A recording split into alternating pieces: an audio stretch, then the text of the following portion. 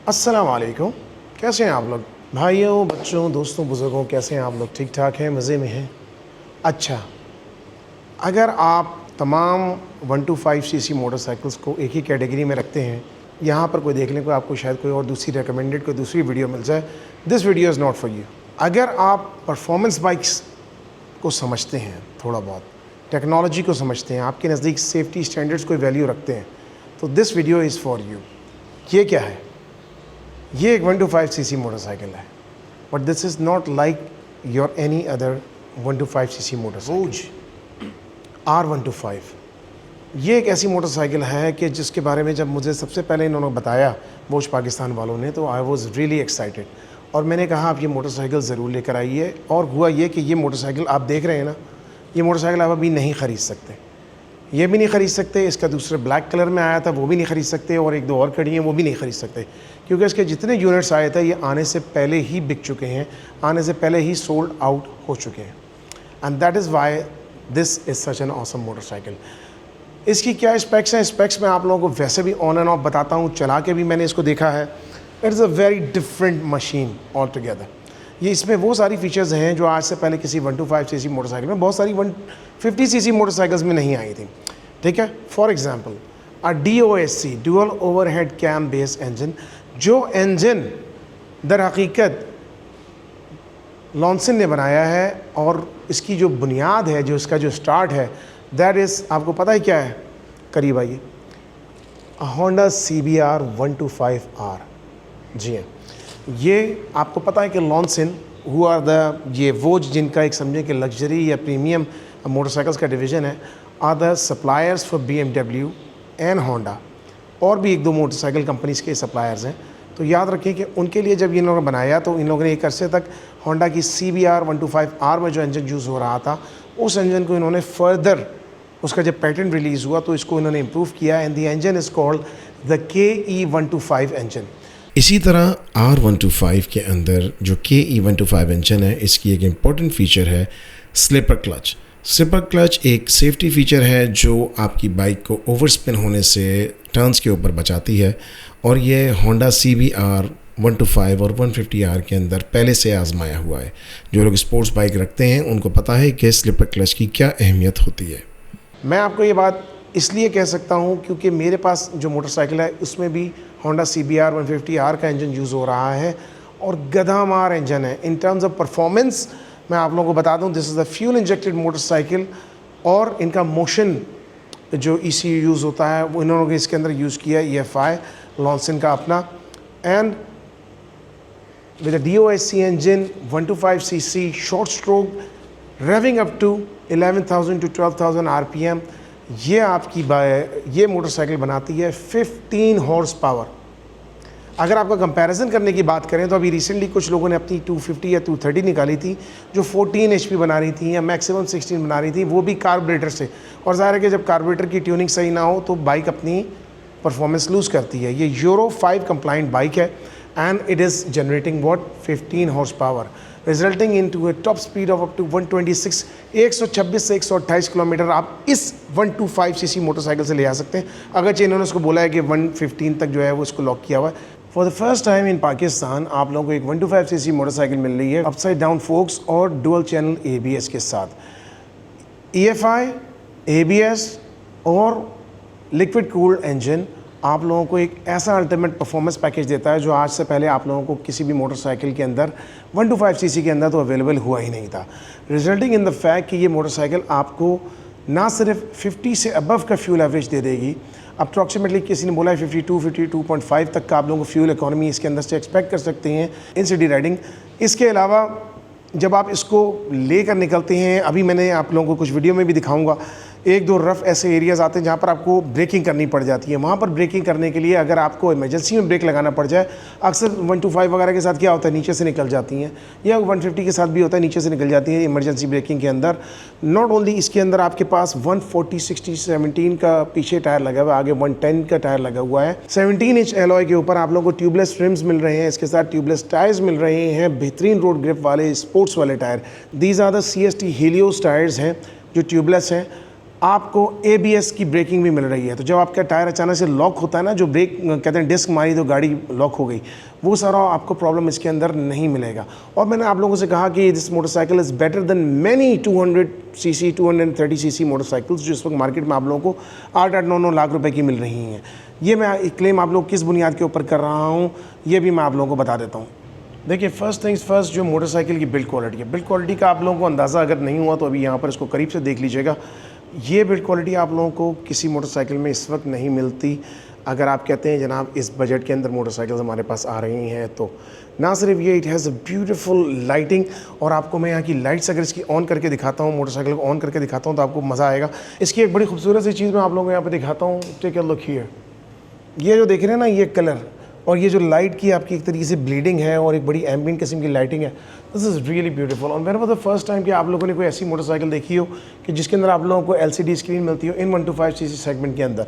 इसकी परफॉर्मेंस का जहाँ तक ताल्लुक है, ये परफॉर्म करती है, it performs more close to like 175 और 200 सीसी मोटरसाइकिल, जिसकी वजह यह है कि इसके अंदर इनका एक तो फ्यूल इंजेक्शन है। आप हाइट वगैरह के ऊपर जाते हैं, आप लोगों को कोई प्रॉब्लम नहीं होता। और हाइट का जहाँ तक ताल्लुक है, अगर आप लोग टूर्स वगैरह करना चाहते हैं तो याद रखिए कि this has 160 mm ground clearance, which is just as much ground clearance, जो इनफ ग्राउंड क्लियरेंस होती है जो आपकी सुजुकी GS 150 या यामाहा YBR और बाकी जो आपकी बाइक्स होती हैं जिन लोगों को आप लोग टूर्स पे इस्तेमाल करते हैं, उसके अंदर कर सकते हैं। मैंने कई लोगों से बात की है इस पर, एक आफ्टर मार्केट एक बैश प्लेट की बात चल रही है। तो दिस इज़ प्लास्टिक, लेकिन इसके साथ जो बैश प्लेट है, अगर हम इसके साथ एक एल्यूमिनियम की एक बैश प्लेट लगा देंगे तो this is also good for touring. थोड़ी बहुत इसके अंदर अगर आप क्रैश गार्ड्स वगैरह लगा सकते हैं तो लंबे सफ़र पे आपको परेशान नहीं करती। लाइटिंग आपकी इसकी मैंने दिखाई है, फ्रंट और बैक पे LED लाइट लगी हुई है। और जो लोग बड़ी प्रोफाइल के टायर लगाना चाहते हैं उन लोगों के लिए बड़ी ज़बरदस्त सी ये एक समझे कि इसके अंदर लुक आती है। 140 का टायर इन्होंने रियर के ऊपर दिया हुआ है।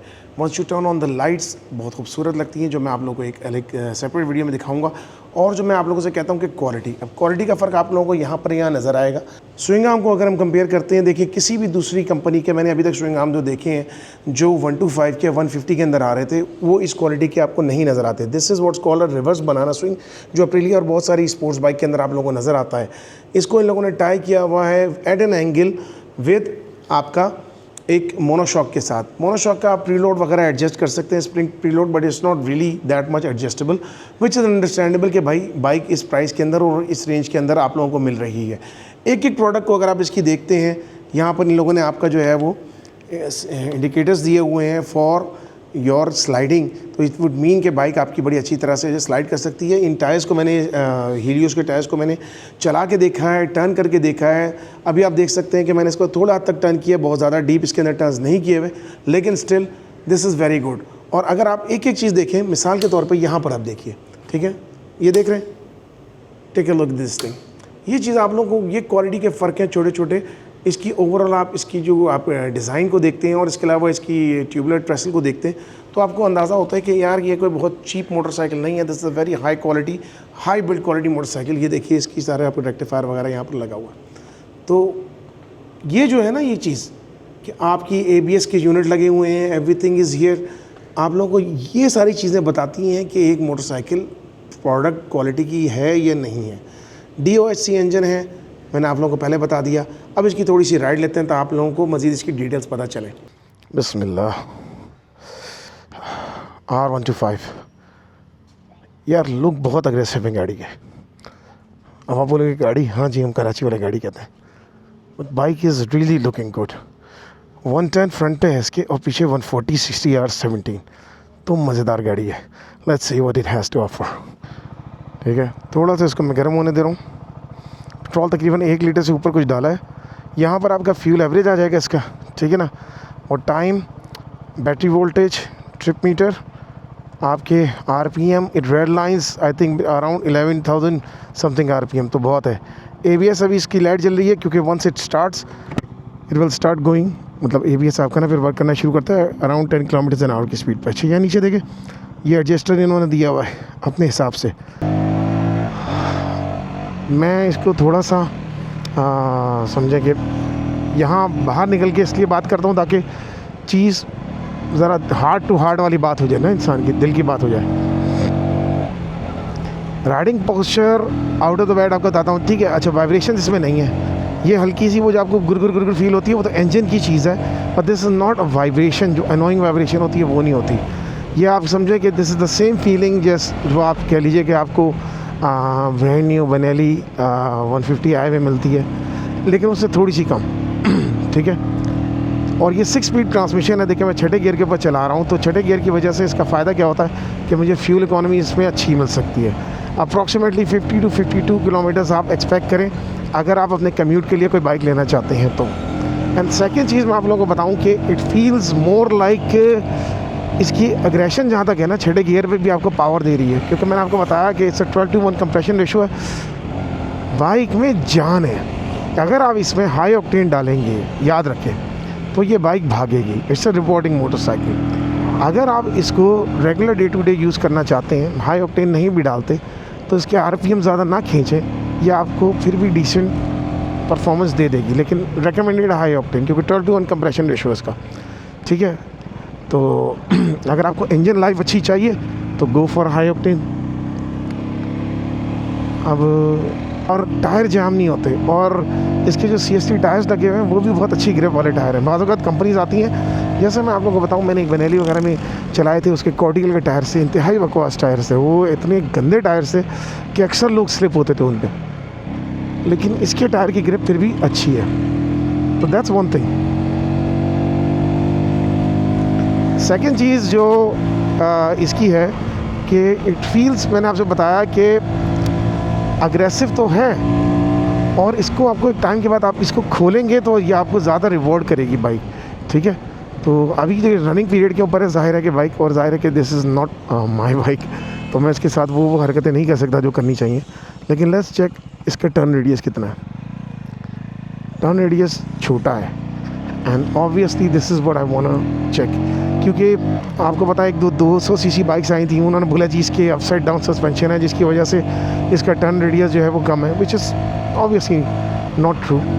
लेकिन मतलब टर्न रेडियस ज़्यादा है, तो अगर आपकी बाइक हो, आप इसको सिटी के डे टू डे इस्तेमाल में चलाना चाहें, तो you need something that has good bite, good road grip, ठीक है, बेटर ब्रेकिंग, और एक टाइट कॉर्नरिंग या फिर टाइट टर्न रेडियस या छोटा turn radius, and this has all of those things in it. ठीक है। और ये बाइक मुझे कहती है कि यार मुझे खींचो, मुझे ज़रा ज़ोर से चलाओ, ज़रा एग्रेसिवली चलाओ। नाउ 5'9" मेरी हाइट है, plus minus, so you know कि this is how I am sitting on this bike. ठीक है।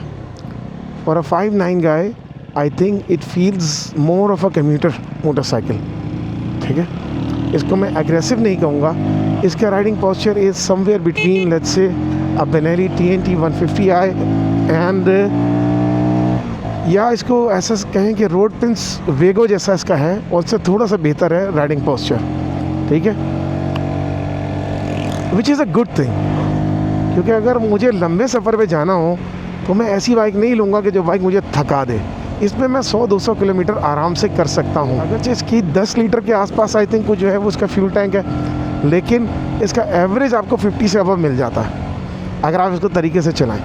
तो व्हाट डज़ दैट मीन, अगर आप लेट्स से मरे भी चलाएंगे तो एक टंकी में यूजुअल आपको 450 किलोमीटर आप एक्सपेक्ट कर सकते हैं इससे।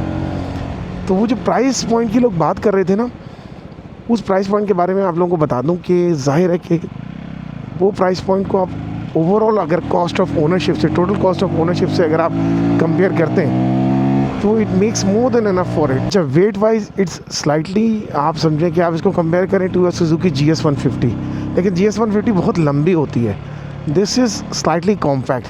तो 128 किलोग्राम वो GS का आई थिंक 126 है, और इसका 128 है, 2 किलो ज़्यादा है, लेकिन power wise it has obviously more power than a GS 150 और any other motorcycle out there. तो वहाँ पर ये कॉम्पनसेट बहुत अच्छा करती है, और 6 गियर के साथ पुरसुकून आपकी राइड रहेगी। रॉक सॉलिड इंजन है, द KE 125। मेरे पास खुद KE 150 लगा हुआ है, ओरिजिनल ज़ाहिर है होंडा लगा हुआ है, लेकिन still this is a very good क्या कहा जाए इंजन, और बाइक की परफॉर्मेंस तो आपके सामने ही है। तो चलो अब करते हैं बंद इसको, जालिमा को कोका कोला पिला दे। Now this is what it is. ठीक है, चलो जी जनाब। तो कैसी लगी आप लोगों की motorcycle? This is available at a price point of समझे कि 7,54,000 रुपये पाकिस्तानी। और अगर आप लोग इससे पहले कहें कि जनाब ये प्राइस बहुत ज़्यादा है, तो मैंने आपसे कहा कि these guys are offering 2 years और 24,000 kilometres of the motorcycle. Engine ज़ाहिर है कि इंजन वगैरह की वारंटी होती है। और मैं आप लोगों को बता दूं कि ये इंजन मैं बेसिकली 50,000 किलोमीटर तो अपने पास चला चुका हूँ अभी तक, इसी का एक वर्जन। तो आई नो कि ये इंजन कहीं भी जाने वाला नहीं है। पार्ट्स वाइज आप इसके बारे में बेफिक्र रहें। इन्होंने अभी तक इनके पास माशाल्लाह से मैंने देखा इनकी पार्ट्स की इन्वेंट्री अच्छी खासी आई हुई है, और जिस हिसाब से इनकी मोटरसाइकिल्स आ रही हैं, I think they are going to provide better service for their products. और आप लोग इनसे ख़रीद सकते हैं। Was R125। जाते जाते आप लोगों को बता देता हूँ कि I am not done with this motorcycle, this R125। इसके साथ मेरे कुछ बड़े अच्छे मज़ेदार किस्म के प्लान्स हैं, और I will reveal those plans in the near future. अगर आप लोगों को ये मोटरसाइकिल चाहिए हो, यू कैन गेट दीज।